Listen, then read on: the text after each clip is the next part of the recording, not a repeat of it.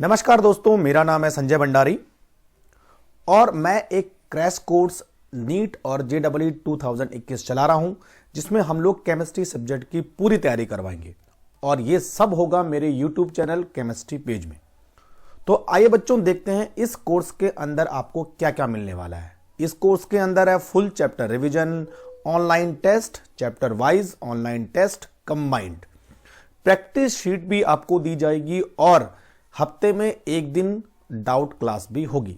तो ये सब कुछ आपको फ्री ऑफ कॉस्ट मिलने वाला है। तो बच्चों, आज हमारे पास है NEET previous year paper solution, जिसमें हम लोग चैप्टर सॉल्यूशन का प्रीवियस ईयर पेपर देखेंगे कि किस तरह के क्वेश्चन पूछे गए हैं और हमें किस तरह से वो सॉल्व करने हैं। तो चलिए बच्चों, शुरू करते हैं।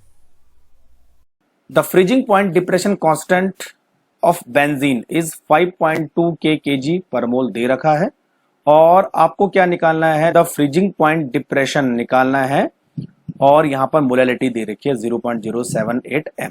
ठीक है, और यह एक नॉन इलेक्ट्रोलाइट है तो I की वैल्यू कुछ भी नहीं होगी। तो बच्चों, हमारे पास फ्रीजिंग पॉइंट डिप्रेशन के लिए फॉर्मूला होता है delta TF। Delta TF equal to होता है KF into M। Direct formula लगाना है। ठीक है, KF की वैल्यू ऊपर दे रखी है 5.12 और मोलैलिटी है 0.078। तो बच्चों, ये निकल के आ जाता है यहां पर 0.399, यानी इसका मतलब 0.4। तो बच्चों, आंसर हो जाएगा हमारा 3। अब देखिए क्या पूछा है, the mixture which shows positive deviation from the Raoult's law. तो यहां पर डायरेक्ट आपको एग्जाम्पल याद रखने हैं। आंसर हो जाएगा बच्चों ए, इथेनॉल एंड एसीटोन। 2019 में 2 क्वेश्चन आए थे। क्वेश्चन नंबर 1 क्या पूछ रहा है बच्चों, for an ideal solution the correct option is. तो आइडियल सोल्यूशन के लिए मैंने आपको बताया था कि कांस्टेंट टेम्परेचर और प्रेशर पे डेल्टा H और डेल्टा V 0 होता है। तो यहां पे बच्चों देखो, डेल्टा V नॉट इक्वल टू 0, तो ये ऑप्शन नहीं होगा। यहां पे देखो, delta H equal to 0 at constant temperature and pressure, it will be right answer. तो आंसर हो जाएगा बी। एक चीज आपको ध्यान रखनी बच्चों कि delta G and delta S कभी भी 0 नहीं होते हैं, यानी एंट्रोपी चेंज और गिब्स फ्री एनर्जी चेंज कभी भी 0 नहीं होते। ठीक है, तो डेल्टा H और डेल्टा V 0 होता है। दूसरा, the mixture that form maximum boiling azeotropes. तो आपको मैंने 2 टाइप के आइजियोट्रोप बताए थे, minimum boiling and maximum boiling. तो बच्चों, यहां पे एग्जांपल करके मैंने आपको वहां पे बताया था। तो यहां पे जो मैक्सिमम बॉइलिंग आइजियोट्रोप है उसका एग्जांपल है water plus nitric acid. Next, which of the following is depends on temperature. तो जैसे मैंने आपको कई सारी चीजें बताई थी कि बच्चों, जिन फॉर्मूलाज में वेट यूज होता है वो टेम्परेचर पर डिपेंड नहीं करते हैं, जिन फॉर्मूलाज में वॉल्यूम यूज होता है वहां पर टेम्परेचर इंपॉर्टेंट रोल प्ले करता है। तो यहां पर देखो, मोलैरिटी, मोलैरिटी में बच्चों वॉल्यूम यूज होता है ना, number of moles by volume of solution in litre. तो यहां पर वॉल्यूम यूज होता है, वॉल्यूम टेम्परेचर से अफेक्ट होता है, इसीलिए ये टेम्परेचर डिपेंडेंट यूनिट हुई। Molality, mole fraction and weight percentage, इसमें वेट बाय वेट चलता है। तो आंसर होगा B. Question number 2, if molality of the dilute solution is double the value of molal depression constant यानी KF विल। तो बच्चों, molal depression constant यानी KF किस पे डिपेंड करता है, डिपेंड्स ऑन सॉल्वेंट। जो हमने सॉल्वेंट लिया है उसके नेचर पर डिपेंड करेगा, सॉल्वेंट नेचर, न कि सॉल्यूट पर। तो इसीलिए बच्चों, मोलैलिटी इसके थ्रू अफेक्ट होगी। अगर आप मोलैलिटी को चेंज करो तो KF की वैल्यू चेंज नहीं होगी। तो आंसर यानी अनचेंज। ठीक है, हाँ, अगर मैं डेल्टा TF की बात करूं तो ये बच्चों मोलैलिटी पे असर करता है। देखो, ठीक, क्योंकि जो डेल्टा TF है वो सल्यूट की क्वांटिटी पे डिपेंड करता है, न कि उसके नेचर। तो डेल्टा TF अफेक्ट होगा लेकिन KF अफेक्ट नहीं होगा। Question number 4, which of the following statement about the composition of vapor over an ideal 1:1 molar mixture of benzene and toluene is correct, assuming that the temperature is constant and 25 degree centigrade. यहां पर बच्चों benzene और टॉल्विन दो liquid है और दोनों का जो मोल है वो 1:1 मोल हम यूज करेंगे और दोनों को मिला के हम एक सोल्यूशन बनाएंगे। अब ये बोल रहा है कि उस सोल्यूशन में ज्यादा वेपर किसकी होंगी या कम वेपर किसकी होंगी। तो यहां पर दिया है vapour pressure at 25 degree centigrade is, benzene के लिए कितना है 12.8 किलो पास्कल और टॉल्विन के लिए कितना है 3.85 किलो पास्कल। सीधी सी बात है, बेंजीन का वेपर प्रेशर ज्यादा है तो बेंजीन की वेपर ज्यादा बनेगी। तो बच्चों यहां पर जो है आंसर हो जाएगा the vapour will contain high percentage of benzene. देखो बेंजीन की वेपर ज्यादा बनेगी, क्यों? क्योंकि बेंजीन का वेपर प्रेशर ज्यादा है। बाकी तीनों ऑप्शन आप देख लीजिए, उनमें से D will B correct answer. Question number 5, the want half factor I for the dilute solution of the strong electrolyte barium hydroxide. तो बच्चों बेरियम हाइड्रोक्साइड का फॉर्मूला होता है BaOH का होल ट्वाइस। और जैसे मैंने आपको बोला था कि किसी इलेक्ट्रोलाइट के लिए जो I की वैल्यू होती है वो किस पे डिपेंड करती है? Number of ion produce. ये तो हुआ। तो यहां पे आप BaOH को अगर आप डिसोसिएट करोगे तो कितने आयन बनेंगे? एक Ba बनेगा और 2 OH बनेंगे, ऐसा तो हुआ। तो टोटल आयन कितने में बच्चों? 3। तो यहां पर वांट ऑफ फैक्टर कितना हो जाएगा? 3। आंसर हो जाएगा D. Question number 6, which one of the following is incorrect for ideal solution. देखो आइडियल सोल्यूशन के लिए एंथैल्पी चेंज 0 होता है, ये भी ठीक है। डेल्टा यू मिक्स, ये भी ठीक है। Delta P observation minus calculation 0 होता है, ये भी ठीक है। लेकिन बच्चों गिव्स फ्री एनर्जी वो कभी भी 0 नहीं होते, जैसे मैंने अभी आपको बताया था। तो it will be right answer, यानी D will be incorrect. 7, a gas such as carbon monoxide would be most likely to obey ideal gas law at। तो बच्चों कोई भी गैस आइडियल बिहेवियर तब शो करेगी जब वो हाई टेम्परेचर पे और लो प्रेशर पे। ध्यान रखिए ना, जैसे मैंने आपको हेनरी लॉ में बताया था कि हेनरी लॉ में बहुत सारी गैस आइडियल बिहेवियर शो नहीं करती, लेकिन कोई भी गैस आइडियल बिहेवियर शो करने के लिए दो कंडीशन को फॉलो करना पड़ेगा। एक वो हाई टेम्परेचर पर होनी चाहिए और लो प्रेशर पे होना चाहिए। तो आंसर हो जाएगा A. What is the mole fraction of solute in 1 molal aqueous solution. तो हमें मोल फ्रैक्शन ढूंढना है सॉल्यूट का। चलो अगर मैं बच्चों यहां पर सॉल्यूट को ए लिखूं और सॉल्वेंट को मैं बी लिखूं तो सॉल्यूट का मोल फ्रैक्शन एक्स से होगा और सॉल्वेंट का मोल फ्रैक्शन कितना होगा? X B. ये तो होगा। अच्छा सॉल्यूट के मोल फ्रैक्शन को हम किस तरह से निकालेंगे? देखो number of mole of solute, जिसको मैं Na से रिप्रेजेंट कर दूंगा बाय टोटल मोल, तो Na प्लस Nb। Na का मतलब होता है number of mole of solute, Nb का मतलब होता है number of mole of solvent. अच्छा देखो यहां पर जो Na है, Na के यहां पर मोल दे रखा है 1 मोलल, है ना, 1 मोलल एक्वल सोल्यूशन। तो इसका मतलब ये हुआ Na के जो 1 मोल है वो 1000 ग्राम सॉल्वेंट में डिसॉल्व है। तो Na का तो हमें मालूम चल गया। अब सॉल्वेंट हमारे पास क्या है बच्चों? सॉल्वेंट है वाटर। तो अब हमें वाटर के नंबर ऑफ मोल मालूम करने हैं, ठीक है। तो वाटर का हमें यहां पर वेट दे रखा है, सॉल्वेंट का वेट दे रखा है, उसका मॉलिक्यूलर वेट मालूम करना है। तो सॉल्वेंट का वेट यानी W बाई M ये तो होता है। तो और वाटर का मॉलिक्यूलर वेट कितना होता है? 18 ग्राम पर मोल। तो ये पर निकल के आ जाएगा 55.55, ठीक है। तो इतना इसका नंबर ऑफ मोल आ जाएगा। अब दोनों के नंबर मोल मालूम चल गए, यानी जो NB है वो इसकी वैल्यू क्या होगी है 55। अब देखो XA equal to 1 by 1 plus 55.5 equal to कितना आएगा बच्चों? 0.0176 आता है, ठीक है। तो हमारा आंसर हो जाएगा D. Question number 9, the boiling point of 0.2 mole पर K G solution of X in water is greater than equimolal solution of y in water. हमारे पास दो सॉल्यूट है, एक x है और एक y है, ठीक है। दोनों के मोल सेम है, यानी अगर ये 0.2 मोल है तो ये भी 0.2 मोल, ठीक। यहाँ पे पूछ रहा है बच्चों कि जो बॉइलिंग पॉइंट है, जो x का बॉइलिंग पॉइंट है वो y से ज्यादा है, ये तो हुआ। तो इनमें से कौन सा स्टेटमेंट ट्रू है?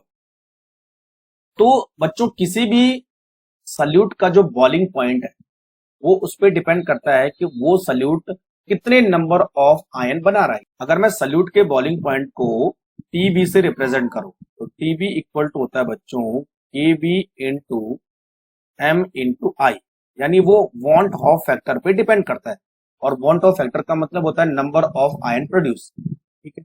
तो जो आई की वैल्यू है वो ज्यादा होगी एक से, कब? जब मॉलिक्यूल का डिसोसिएशन होगा, ऐसे कुछ बताया था, है ना? और आई की वैल्यू कम होगी एक से जब मॉलिक्यूल क्या होगा? एसोसिएशन होगा, है ना।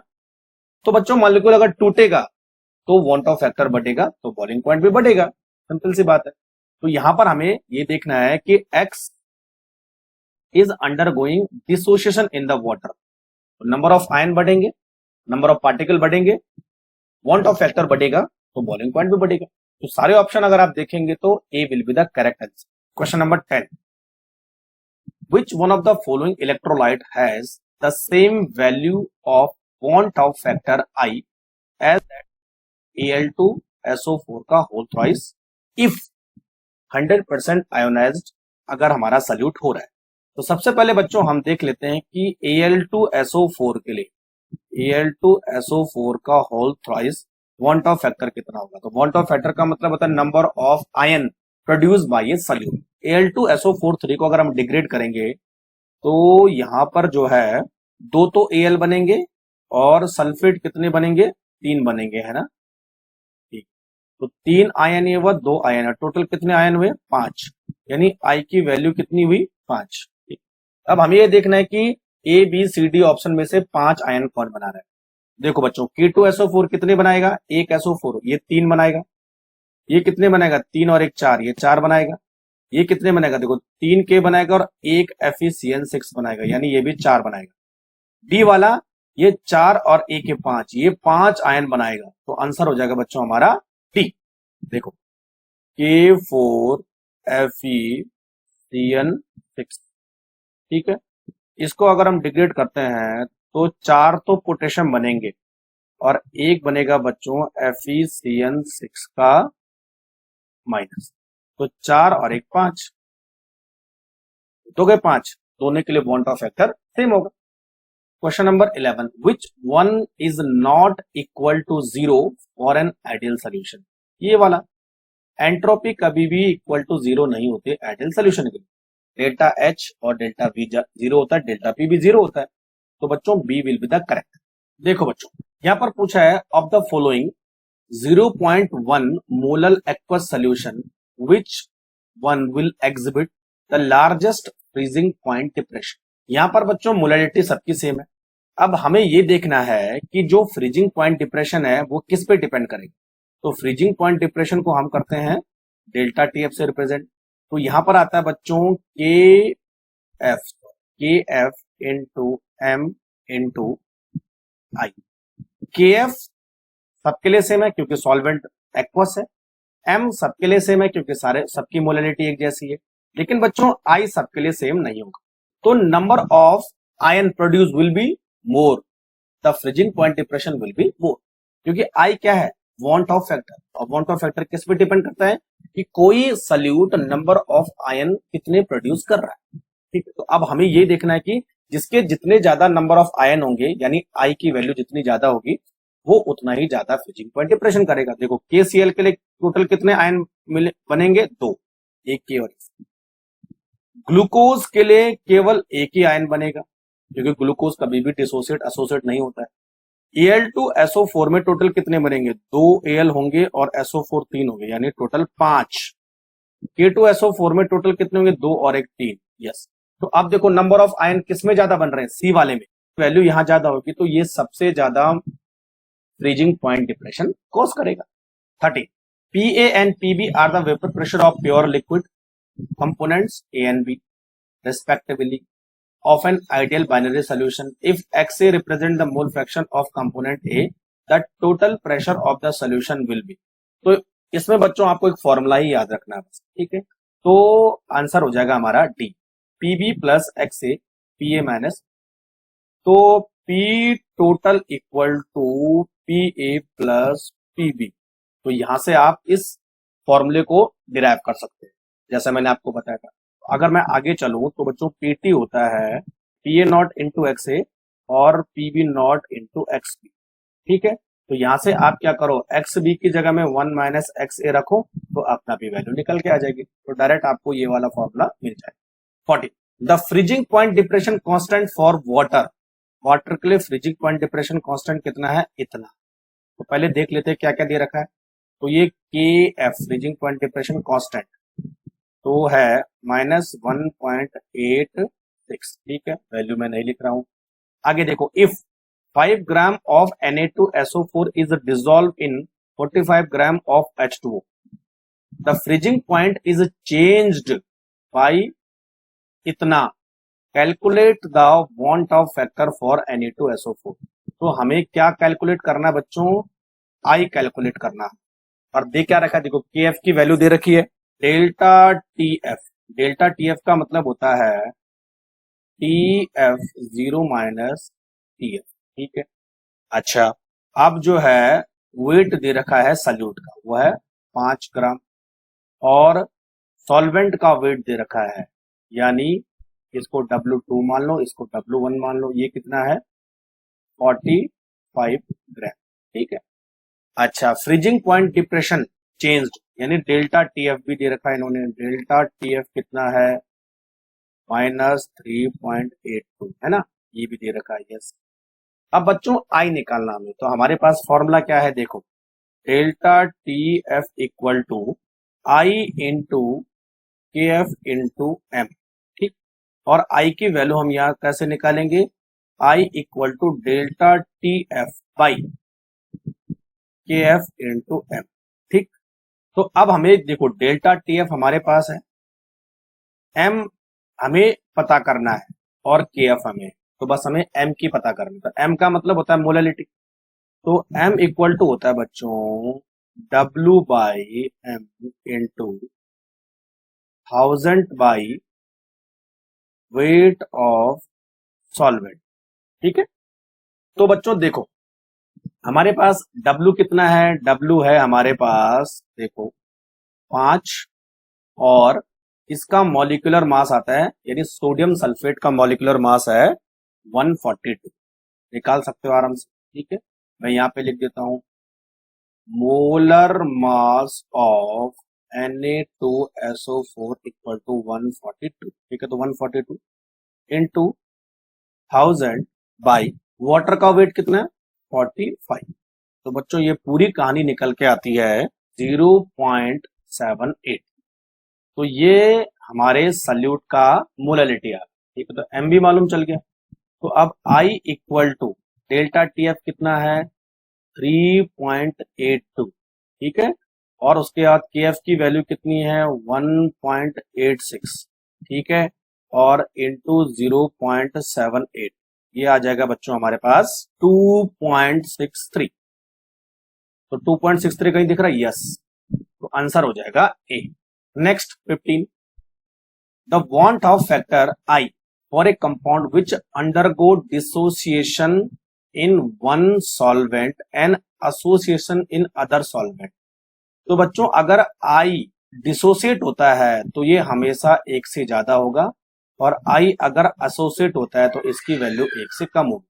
तो मैं यहाँ पे लिख देता हूं डिसोसिएशन, और यहाँ पे लिख देते हैं एसोसिएशन, ठीक है। अच्छा, तो अब पता कर लो कैसे हो रहा है। तो अगर डिसोसिएशन होता है तो greater than 1 and less than 1, यानी बी आंसर हो जाएगा। नेक्स्ट बच्चों हमारे पास है 16, पूछा है एक एक्वा सोल्यूशन है जिसमें KI की मोलालिटी 1 मोल है, ठीक है, 1 मोलर सोल्यूशन है, और इनमें से उसके वेपर प्रेशर को क्या चेंज करेगा, ठीक है। तो बच्चों हमारे पास एक सोल्यूशन है जो किससे मिलकर बना है, एक non volatile solute plus solvent. तो बच्चों इस सोल्यूशन का जो प्रेशर होगा वो किसकी वजह से होगा, इस सॉल्वेंट की वजह से, क्योंकि सोल्यूट नॉन वोलेटाइल है। तो अगर आप सोल्यूट को और ऐड करते जाओगे तो वेपर प्रेशर पे कोई भी फर्क नहीं पड़ेगा। हाँ, अगर आप सॉल्वेंट को ऐड करोगे तब वेपर प्रेशर पे फर्क पड़ेगा। देखो तो यहाँ पे दिया एडिशन ऑफ NaCl, सोल्यूट के ऐड करने से वेपर प्रेशर पे कोई फर्क नहीं पड़ता। तो यहाँ पर जो है A, B और C में सोल्यूट का एडिशन हो रहा है, जबकि D में एडिशन ऑफ सॉल्वेंट हो रहा है। तो बच्चों सॉल्वेंट के एडिशन होने से सरफेस एरिया बढ़ेगा उस सॉल्वेंट का, यानी उस सोल्यूशन का, तो क्या होगा, वेपर प्रेशर भी बढ़ेगा। तो आंसर हो जाएगा बच्चों डी। नेक्स्ट हमारे पास है क्वेश्चन 17। ये पूछ रहा है कि सुक्रोज का एक हम सोल्यूशन बना रहे हैं जिसमें हम सुक्रोज के इतने ग्राम को इतने ग्राम वाटर में डिसॉल्व करेंगे, तो उसका जो सोल्यूशन है उसका फ्रीजिंग पॉइंट कितना हो। तो बच्चों सोल्यूशन का फ्रीजिंग पॉइंट कैसे मालूम करेंगे, delta TF equal to TF0 minus TF। तो बच्चों ये जो TF0 है वो उस सॉल्वेंट का फ्रीजिंग पॉइंट है, और जो TF है वो किसका फ्रीजिंग पॉइंट है, सोल्यूशन का फ्रीजिंग। तो यहाँ पे लिख देते हैं फ्रीजिंग पॉइंट ऑफ सॉल्वेंट और फ्रीजिंग पॉइंट ऑफ सोल्यूशन, ठीक है। तो हमें इस TF का मालूम करना है। अच्छा, वाटर एज ए सॉल्वेंट है तो वाटर का फ्रीजिंग पॉइंट कितना होने वाला है, 0 डिग्री सेंटीग्रेड, तो ये हमें मालूम है, ठीक है। अब हमें बच्चों TF मालूम करना है, लेकिन TF मालूम करने के लिए हमें डेल्टा T को पहले पता करना होगा, ठीक है। Delta TF equal to KF into M, ठीक है बच्चों। तो हमें यहाँ पर KF की वैल्यू दे रखी है, देखो KF की वैल्यू दे रखी, और हमें मोलालिटी निकालनी है। तो मोलालिटी कैसे निकालोगे, molality equal to W by M into 1000 by weight of solvent, है ना। चलो इसको मैं W1 लिख देता हूं, इसको W2 लिख देता हूं, ठीक रहेगा। तो आप देखो W1 कितना हमारे पास, वेट ऑफ सोल्यूट कितना है 68.5, 68.5, ठीक है। उसका मॉलिक्यूलर मास कितना है 342 इंटू 1000 ग्राम, 1000 बटे 1000। तो बच्चों यहाँ पे निकल के आएगा 0.2 मोल, ठीक है। तो अब मोलालिटी हमें मालूम चल गई है, ठीक है। तो डेल्टा TF की वैल्यू कितनी है, देखो delta TF equal to KF कितना है यहाँ पर 1.86 इंटू 0.2, ये निकल के आता है बच्चों 0.372, कितना निकल के आ गया। तो डेल्टा TF हमें मालूम चल गया। अब बच्चों ये वाला देखिए, TF हमें मालूम करना है, तो डेल्टा TF कितना है 0.372 minus TF equal to 0 minus TF, तो TF equal to 0 minus 0.372 equal to minus 0.372, ये आंसर आ गया हमारे पास। तो आ रहा है A, ठीक है। 25.3 gram of sodium carbonate is dissolved in enough water to make 250 ml of solution. If the sodium carbonate dissociate completely, the molar concentration of sodium ion and carbonate ion are respectively. तो यहाँ पर बच्चों हमें sodium ion की और carbonate ion की molar concentration मालूम करनी है, ठीक है। तो सबसे पहले हम क्या करेंगे, सोडियम कार्बोनेट की मोलैरिटी मालूम करेंगे, ठीक है। तो M equal to W by M into 1000 by B, ये तो हुआ। तो W कितना है हमारे पास 20.53, और N2CO3 का मोलर मास होता है बच्चों 106 इंटू 1000 बाई 250, तो ये पूरा निकल के आता है 0.955 मोलर, ठीक है। तो सोडियम कार्बोनेट की मोलैरिटी पहले हमने मालूम कर ली, जो क्या है 0.955 मोल पर लीटर। अब बच्चों देखो सोडियम कार्बोनेट Na2CO3 को जब हम डिसोसिएट करेंगे तो दो तो सोडियम आयन बनेंगे 2Na प्लस, और एक कार्बोनेट आयन बने। सपोज मान लिया जाए सोडियम कार्बोनेट x मोल है, तो यहाँ पर बनेगा 2x और यहाँ पर बनेगा x। तो बच्चों x की वैल्यू हमारे पास कितनी है, मोलरिटी कितनी है 0.955। तो 2x कितना होगा, 2x equal to 2 into 0.955 equal to 1.910 mole per litre. और ये किसकी मोलरिटी आ गई बच्चों, ये सोडियम आयन की मोलरिटी आ गई। और कार्बोनेट आयन की मोलरिटी कितनी होगी, जितनी सोडियम कार्बोनेट की है। ठीक है, तो x इक्वल टू ये होगा। समझ में बात आ गई। तो आंसर हो जाएगा बच्चों हमारे पास, पहले हमें सोडियम आयन की देखनी, फिर कार्बोनेट की देखनी। तो बी, तो सोडियम आयन की 1.910 एम और कार्बोनेट की 0.955 एम। ठीक है, 90। यहां पर क्या पूछ रहा है, 0.0020 molar aqueous solution of an ionic compound, ये दे रखा है। फ्रीज एट कितने degree centigrade, number of mole of ion which 1 mole of ionic compound produce on being dissolve in water will be. तो दो तरीके से इसको हम सॉल्व कर सकते हैं। यहां पर बच्चों हमें क्या मालूम करना है, number of mole of ion produce. Ion produce, इसका मतलब आयन प्रोड्यूस किससे पता चलेगा, आई, मोल ऑफ फैक्टर हम मालूम करेंगे। ठीक है, अच्छा सीधी सी बात है बच्चों, अगर मैं इस कंपाउंड को लूं और इसका 1 मोल लूं, देखो CONH3 का 5 एंड NO2 और यहाँ पे है बच्चों Cl, इसको अगर मैं डिसॉल्व करूं तो कितने आयन बनेंगे, 2 आयन बनेंगे, एक ये और एक ये। तो बनेंगे CONH3 का 5 NO2। एक तो बच्चों ये बनेगा, ये पॉजिटिव आयन होगा और प्लस Cl माइनस, तो टोटल कितने आयन बने, 2 आयन बने। इसका मतलब जो आई है वो कितना है, 2 है। एक तो ऐसे सॉल्व हो सकता है, तो आंसर हो जाएगा हमारा ए। अब दूसरे तरीके से अगर आपको आई की वैल्यू कैलकुलेट करनी है तो कैसे करोगे, देखो हमें KF दे रखा है, ठीक है, और मोलरिटी दे रखी है। ठीक, तो देखो delta TF equal KF into M into i, और आई की वैल्यू हमें निकालनी है, तो delta TF upon KF into M। ठीक है बच्चों, अब आई के लिए हमें डेल्टा TF की जरूरत पड़ेगी। ठीक है, यहाँ पे इस सोल्यूशन का फ्रीजिंग पॉइंट दे रखा है, सोल्यूशन का फ्रीजिंग पॉइंट।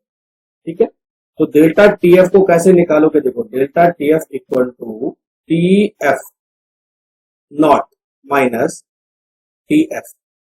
तो TF क्या है, सोल्यूशन का फ्रीजिंग पॉइंट, और TF क्या है, उस सॉल्वेंट का फ्रीजिंग पॉइंट। सॉल्वेंट कौन सा, एक्वस।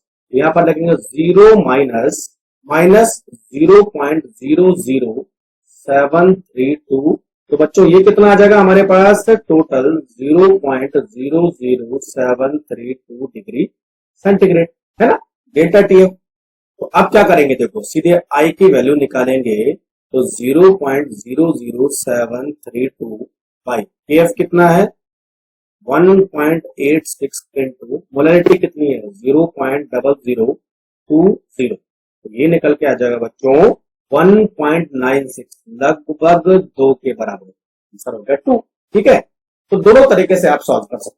तो बच्चों नेक्स्ट हमारे पास है क्वेश्चन 20। ये पूछा है कि 0.5 molar aqueous solution of an weak acid HX is 20% ionized if KF for the water is 1.86, the lowering the freezing point of the solution is, यानी हमें मालूम करना है डेल्टा TF। ठीक है, ये मालूम करना, और सब जानते हैं डेल्टा TF इक्वल टू होता है KF इंटू M इंटू आई। ठीक है, अच्छा KF हमें दे रखा है, M भी हमें दे रखा है, देखो ना M भी दे रखा है और KF भी दे रखा है। तो हमें क्या मालूम करना है, आई मालूम। आई कैसे मालूम करेंगे, देखो तो HX हमने लिया, इसका आयोनाइजेशन करना है, तो क्या बनेगा H plus NX minus. Suppose इसके हमारे पास इनिशियल कंसंट्रेशन में अल्फा मोल थे, तो यहाँ 0 और 0 इनिशियल।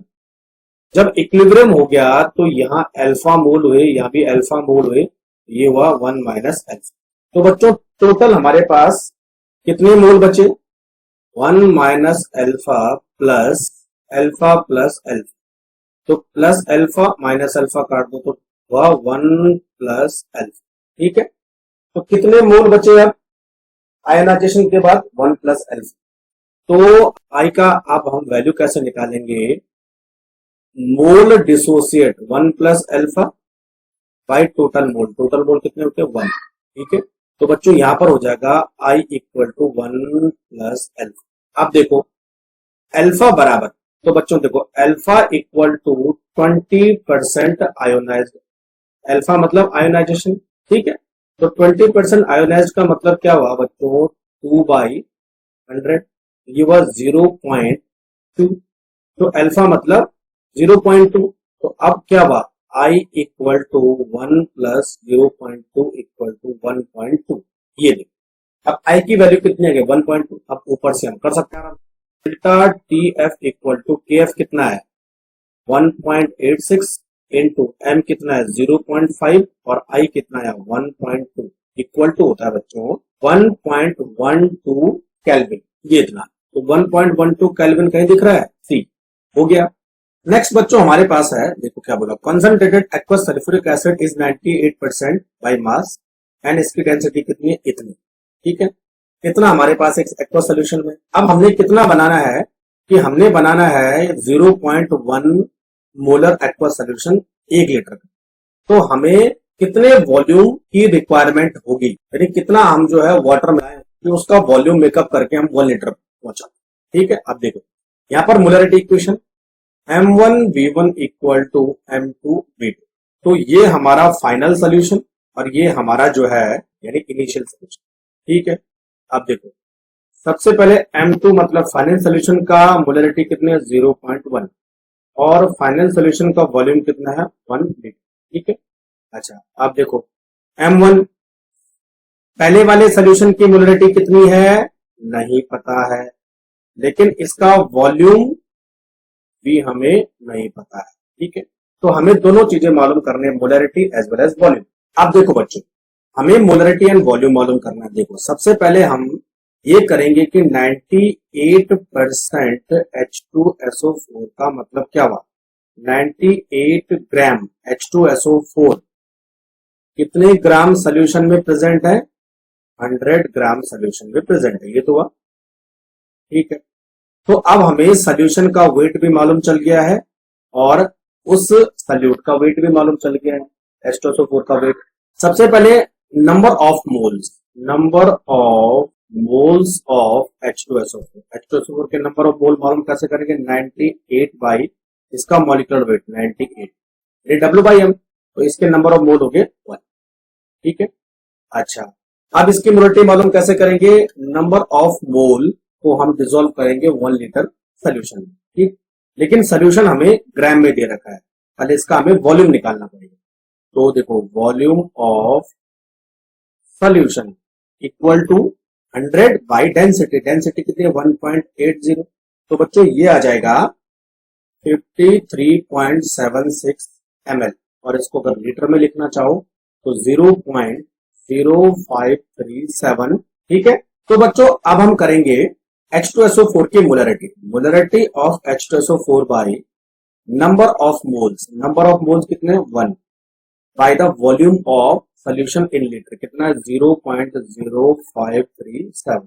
तो बच्चों ये निकल के आता है 18.62 मोल पर लीटर। ये देखो अब हमें जो है वॉल्यूम मालूम करना है कि कितना वॉल्यूम हमें चाहिए 1 लीटर 0.1 मोल बनाने। ठीक है, चलो अब देखो V1 की बात करेंगे, तो V1 equal to M2V2 by M1। ठीक है, तो M2 कितना है बच्चों 0.1, V2 कितना है 1।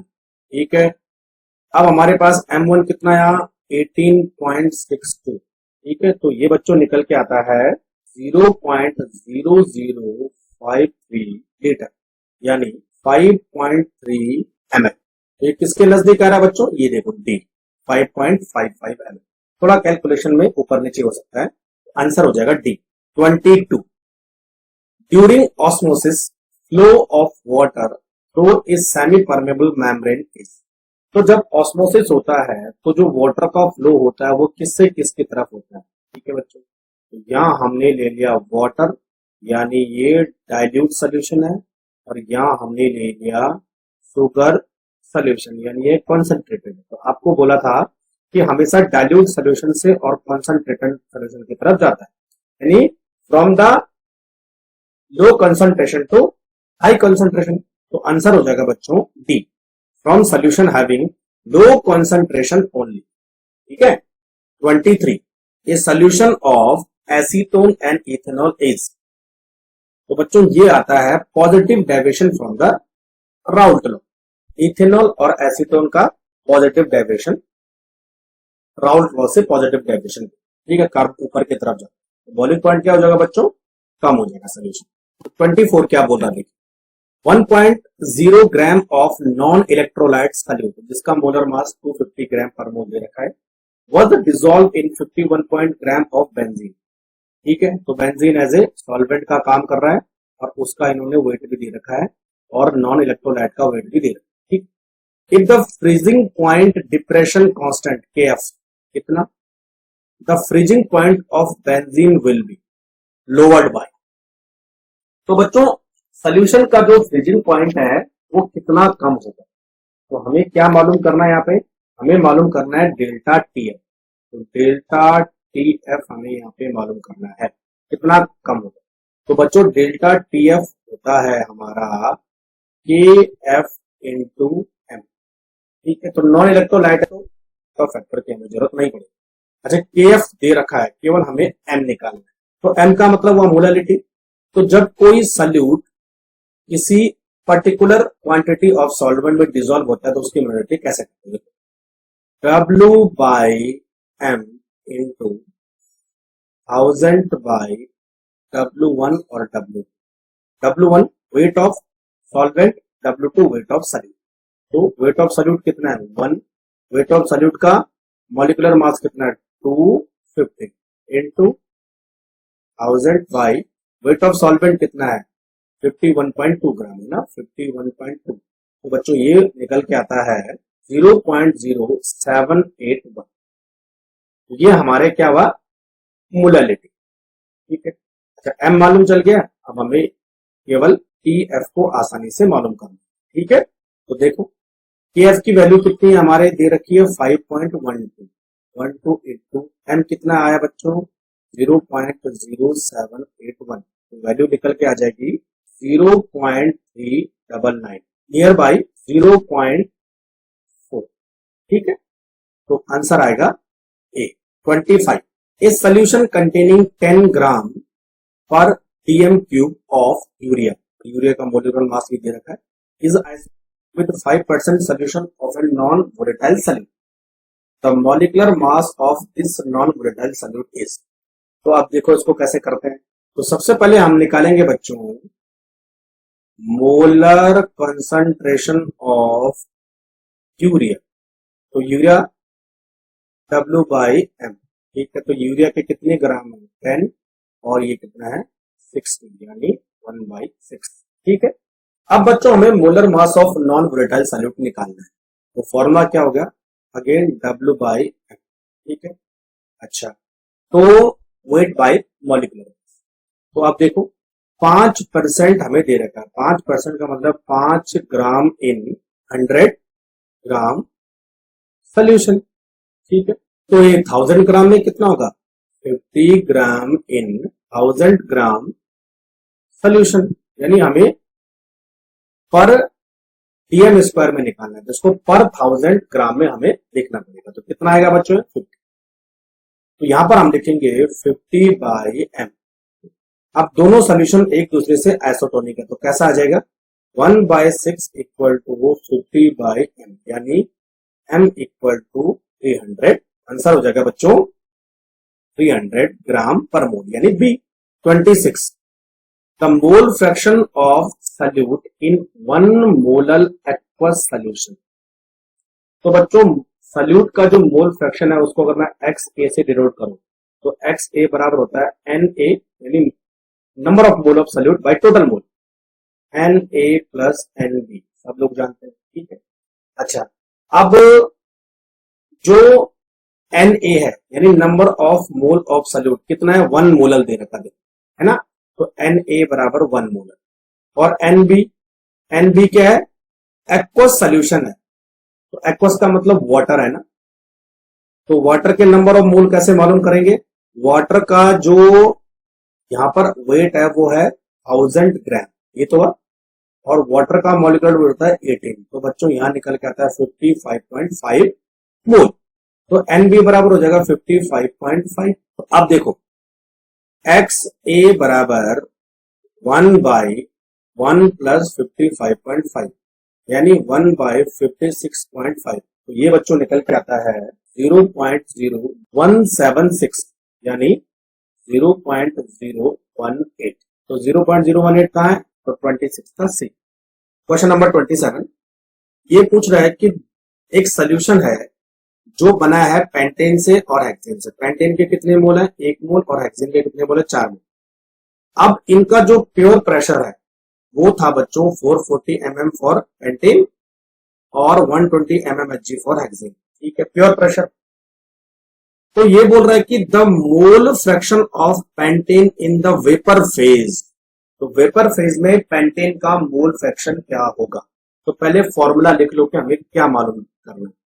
तो अगर मैं पेंटेन को A मान लूं और हेक्सेन को B मान लूं, तो mole fraction in vapour phase of pentane is denoted by YA equal to PA by PA plus P, यानी दोनों के मोल फ्रैक्शन का हमें मालूम करना पड़ेगा ये। अब सबसे पहले आपको PA मालूम करना पड़ेगा, फिर P भी मालूम करना पड़ेगा, ठीक। अच्छा, PA मालूम करने के लिए क्या चाहिए आपको? PA का नॉट इंटू XA, और PB मालूम करने के लिए ये चाहिए PB का नॉट एन XA, ठीक है बच्चों, सॉरी XB, A का मोल फ्रैक्शन और B का मोल फ्रैक्शन। अच्छा, PA नॉट और PB नॉट हमें दे रखा है, देखो PA नॉट ये रहा और PB नॉट ये रहा, ठीक। तो अब हमें क्या चाहिए बच्चों? दोनों के मोल फ्रैक्शन। तो बच्चों देखो, पेंटेन के और हेक्सेन के नंबर ऑफ मोल आपको मालूम, तो Na बराबर कितना होता है? 1, यानी वो 1 मोल है, और NB बराबर कितने हैं? 4 मोल है, तो नंबर ऑफ मोल दे रखे, तो कुछ करने की जरूरत ही नहीं है। तो अब बच्चों क्या हो जाएगा? देखो XA बराबर 1/5 यानी 0.2, और XB बराबर 4/5 यानी 0.8। तो अब हमें A का मोल फ्रैक्शन और B का मोल फ्रैक्शन दोनों मालूम चल गए, तो अब पार्शियल फ्रैक्शन यहीं से देखो अब है ना, PA equal to PA not कितना है? 440 गुणा, और XA कितना? 0.2, तो बच्चों ये निकल के आ जाएगा 88, ठीक है, mmH। दूसरा है PB इक्वल टू, PB का प्योर प्रेशर कितना है? 120 इक्वल टू 0.8, ये आ जाएगा बच्चों 96। तो दोनों का अब हमने जो है पार्शियल प्रेशर मालूम कर लिया, तो अब हमें जो है पेंटेन के मोल फ्रैक्शन इन वेपर फेज में निकालना आसान हो जाएगा। तो देखो YA इक्वल टू PA कितना था बच्चों? 88 बाई 88 प्लस 96, ठीक है, 88 बाई 184, तो ये निकल के आता है 0.478, तो 0.478 का है बच्चों D, तो आंसर हो जाएगा D 28। इस सोल्यूशन ऑफ यूरिया, और मोलर मास दे रखा है 56 ग्राम पर मोल, बॉइल होता है 100.18 degree centigrade at atmospheric pressure. If KF and KB for water are 1.86 and 0.512 kg per mole respectively, the above solution will freeze at। तो सोल्यूशन का ये फ्रीजिंग पॉइंट पूछ रहा है, तो फ्रीजिंग पॉइंट कैसे मालूम करेंगे? देखो delta TF equal to TF not minus T, तो ये बच्चों सॉल्वेंट का फ्रीजिंग पॉइंट है जो 0 डिग्री सेंटीग्रेड होगा, क्योंकि सॉल्वेंट यहाँ पर एक्वस है ना, वाटर है, और TF जो है ये सोल्यूशन है, तो ये पहले हमें मालूम करना है TF। तो इसी के पीछे पूरी लड़ाई कि सोल्यूशन का जो फ्रीजिंग पॉइंट है वो कितना हो। तो सबसे पहले बच्चों हमें चाहिए डेल्टा TF, ठीक है, तो डेल्टा TF हम कैसे मालूम करेंगे? देखो delta TF equal to K F into M, और delta T B equal to होता है के बी इंटू एम। ठीक, तो आप कैसे करेंगे, देखो delta T F by delta T B equal to K F by K B. आप देखो हमारे पास डेल्टा टी एफ हमें निकालना है, डेल्टा टी बी दे रखा है और के एफ भी दे रखा है, के बी डेल्टा टी बी दे रखा है, देखो ये वाला। तो बच्चों देखो के एफ दे रखा है, के बी दे रखा है, हमें निकालना है डेल्टा टी बी। तो सबसे पहले डेल्टा टी बी निकालो, डेल्टा टी बी, ठीक है। डेल्टा टी बी होता है बच्चों T B minus T B zero, ठीक है। तो टी बी कितना है यहाँ पर 100.18, सोल्यूशन का बॉइलिंग पॉइंट, तो 100.18, ठीक है। और माइनस सॉल्वेंट का बॉइलिंग पॉइंट कितना होता है 100, तो बच्चों ये आता है 0.18। अब हमें डेल्टा टी बी मालूम चल गया, तो अब डेल्टा टी एफ आसानी से मालूम कर सकते। तो यहां पर आ जाएगा बच्चों delta T F equal to delta T B into K F by K B, ठीक है। तो डेल्टा टी बी कितना था 0.18, के एफ कितना दे रखा ऊपर 1.86 बाई के बी कितना है 0.512, ठीक है। ये निकल के आता है बच्चों 0.654 डेल्टा टी एफ की वैल्यू, ठीक। तो अब हमें बच्चों टी एफ निकालना आसान हो जाएगा। तो देखो 0.654 equal to 0 minus T F, तो टी एफ इक्वल टू हो जाएगा 0 minus 0.654 equal to minus 0.654 minus 0.654, answer हो जाएगा डी। लास्ट क्वेश्चन 29, ये भी बहुत अच्छा क्वेश्चन है। The vapour pressure of two liquid P and Q 80 and 60 torr respectively. The total vapor pressure of the solution is obtained by mixing 3 mole of P and 2 mole of Q would be। तो total vapour pressure पूछ रहा है उस solution का। तो P T बराबर होता है बच्चों पी ए प्लस पी, ऐसा कुछ होता है राउंड लॉ के अकॉर्डिंग, ठीक है। तो हमें पीटी मालूम करना है, लेकिन पीटी मालूम करने के लिए हमें पी ए और पी बी की जरूरत पड़ेगी। अच्छा, ये जो पी है इसको मैं ए लिक्विड मान देता हूं और जो क्यू है उसको मैं बी लिक्विड मान देता हूं ताकि आसानी हो जाए कैलकुलेशन, ठीक है। अच्छा, अब देखो बच्चों पी ए होता है हमारे पास P A naught plus sorry into X A, और पी बी बराबर होता है पी बी नॉट, ठीक है। तो पी ए नॉट और पी बी नॉट तो दे रखा है 80 और 60 टॉर। अब हमें क्या चाहिए, दोनों के मोल फ्रैक्शन चाहिए, ठीक है। तो नंबर ऑफ मोल दे रखे हैं 3 और 2 और उनके मोल फ्रैक्शन मालूम कर लेंगे। तो सबसे पहले देखो एक्स ए बराबर N A by N A plus N B.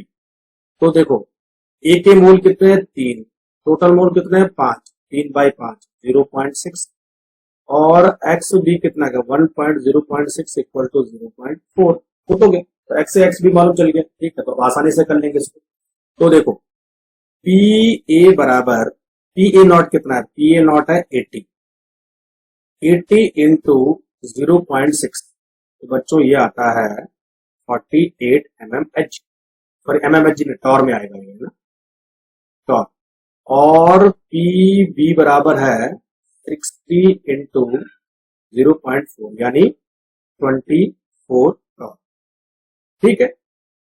तो अब हमने दोनों लिक्विड का पार्शियल प्रेशर मालूम कर लिया, ठीक है। तो अब क्या करेंगे, ये वाला पीटी वाला, ठीक है। तो पी टी बराबर पी ए कितना है 48 और पी बी कितना है 24, तो 8 और 4 बारी का 2 हासिल 1 4 2 6 1 7 72 टॉर, 72 टॉर कहीं दिख रहा है, ठीक। इस तरह इसको सॉल्व करेंगे।